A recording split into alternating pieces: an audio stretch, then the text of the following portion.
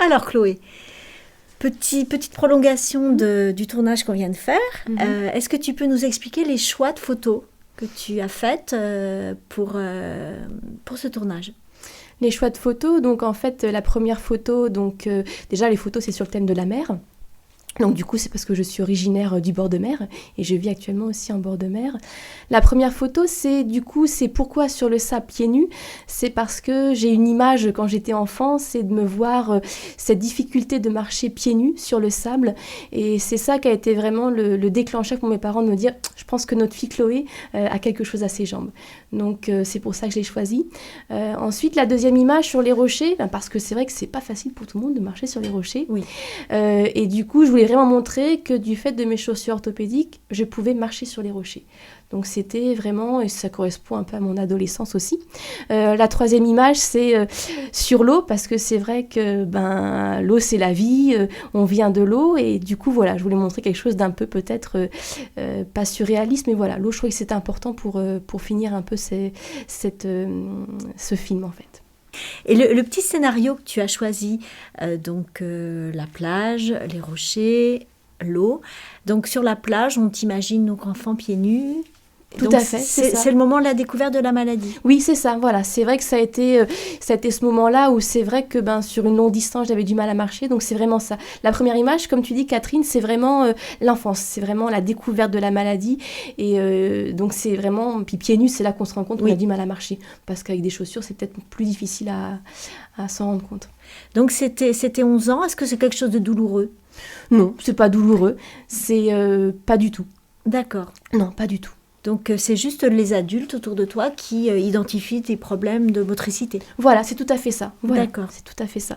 Alors l'adolescence, là on a vu que tu as introduit dans le scénario une voix off. On t'appelle, des copines tout t'appellent. À fait, voilà. Ça symbolise quoi pour toi tout ça?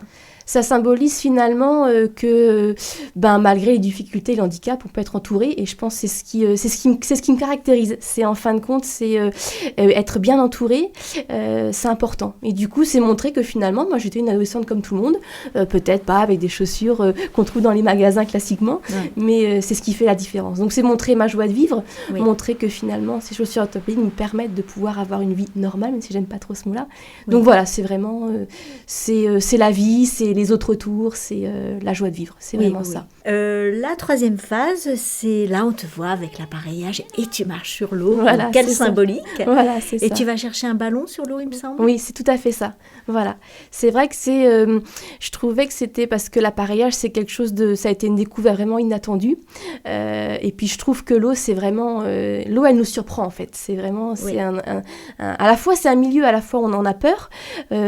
Donc l'appareillage, c'est un peu ça. J'avais un peu une appréhension pour l'appareillage. Finalement, j'ai découvert quelque chose de beau. Et puis ce ballon, c'est vraiment pouvoir prendre quelque chose et me dire, ça y est, moi aussi, j'ai le droit à cette chose si inattendue, si surprenante. C'est pour ça que je le prends et que je le serre en me rappelant, voilà, quand tu avais 11 ans, Chloé, tu espérais aussi pouvoir marcher comme tout le monde. Et aujourd'hui, grâce à cet appareillage, je le peux. D'accord. Alors on voit aussi que dans ta démarche entre les chaussures orthopédiques et puis l'appareil, il y a une différence. Quel type de confort ça t'apporte, l'appareillage par rapport à tes chaussures actuelles? Alors je dirais une stabilité. Je dirais du coup voir devant, parce que c'est vrai que je peux plus facilement regarder devant moi, parce qu'avec mes chaussures orthopédiques, finalement, il faut que j'appréhende aussi les choses qui sont au sol.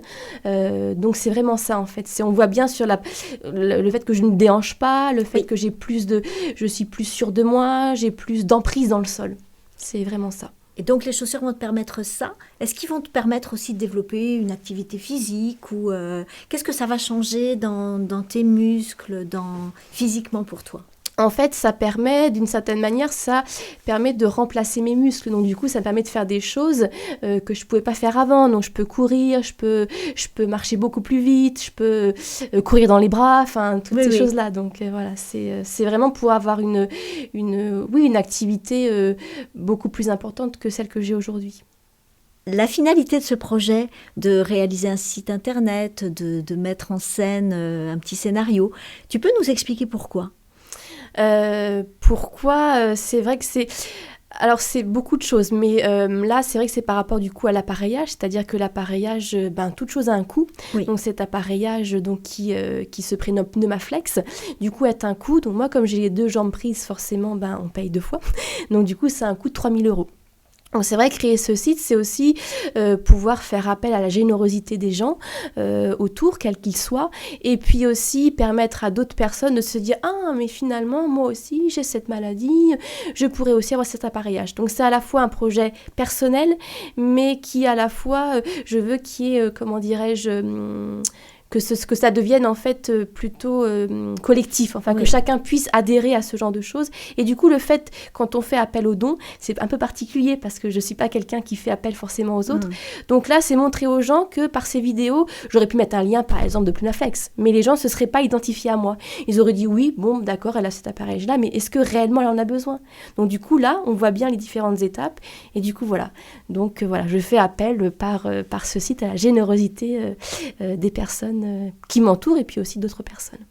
Très bien. Et donc concrètement, on va pouvoir comprendre comment faire en sorte de donner des dons à une association. Enfin, voilà, sur le site, en fait, il y aura un encart qui, du coup, indiquera où est-ce qu'on doit donner cette participation, du coup, à cet appareillage. Parce que c'est un appareillage qui n'est pas remboursé par la Sécurité sociale. Merci beaucoup, Chloé. De rien. Merci à toi, Catherine.